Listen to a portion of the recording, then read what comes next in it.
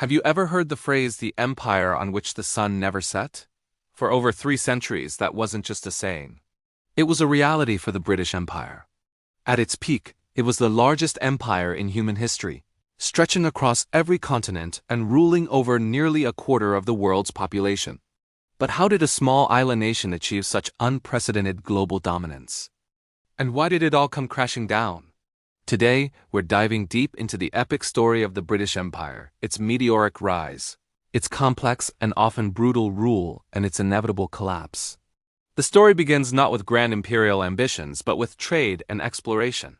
In the late 16th and early 17th centuries, England, trailing behind Spain and Portugal, began sending explorers across the Atlantic. The first tentative steps were taken in North America, with settlements like Jamestown in 1607. These early colonies weren't about building an empire. They were commercial ventures. Companies like the East India Company, chartered in 1600, were driven by the pursuit of profit, seeking valuable goods like spices, cotton, and later tea. This commercial drive laid the foundation for empire. The East India Company, initially a humble trading body, gradually transformed into a powerful political and military force in India. Through a mix of diplomacy, strategic alliances with local rulers, and outright military conquest, it expanded its control.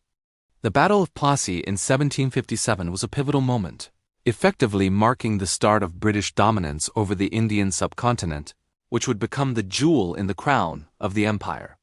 Meanwhile, across the Atlantic, 13 prosperous colonies were flourishing. But the relationship between Britain and its American subjects was growing strained. Tensions over taxation without representation boiled over, leading to the American Revolution. The loss of these colonies in 1783 was a massive blow, a moment that could have spelled the end of British imperial ambition.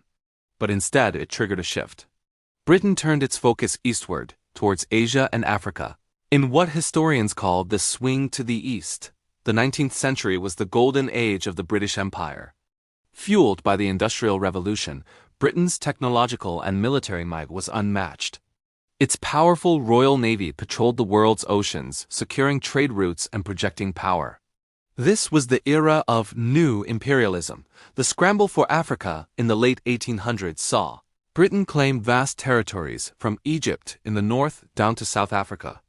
The goal was to secure resources, open new markets, and, in their view, bring civilization to the Dark Continent, a justification known as the white man's burden.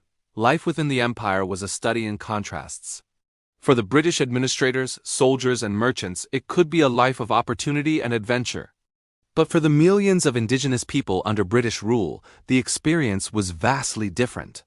The empire's economy was built on exploitation.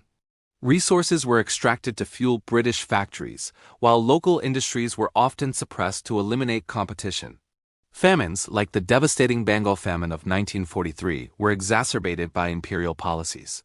Social hierarchies were imposed, often placing the British at the top and creating or worsening divisions within local populations. Resistance to British rule was a constant feature of the empire. From large-scale uprisings like the Indian Rebellion of 1857 to smaller, persistent acts of defiance, colonized peoples never passively accepted foreign domination.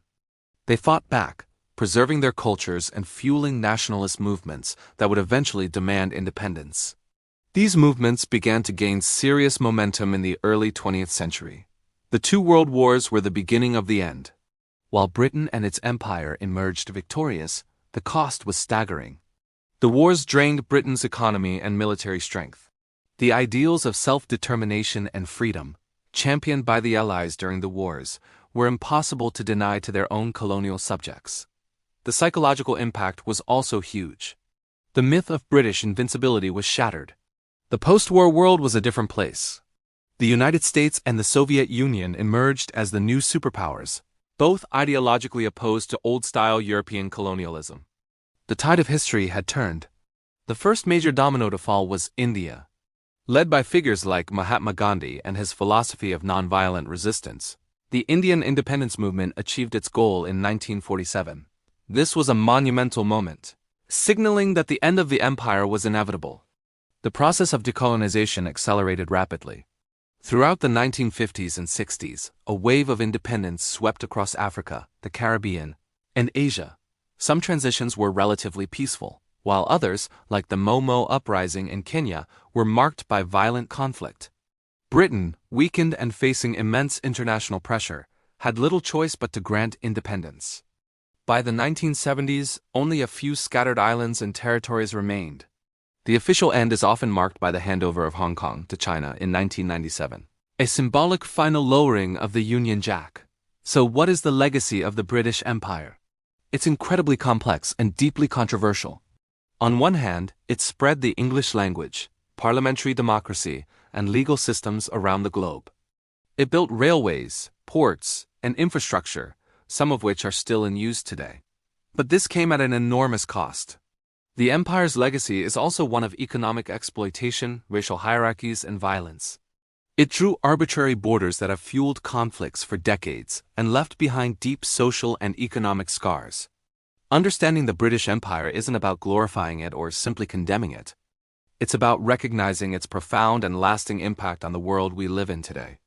The political boundaries, the global spread of English, the economic inequalities between nations. So much of our modern world was shaped within the crucible of this vast, powerful, and ultimately transcendent empire. Thank you so much for watching.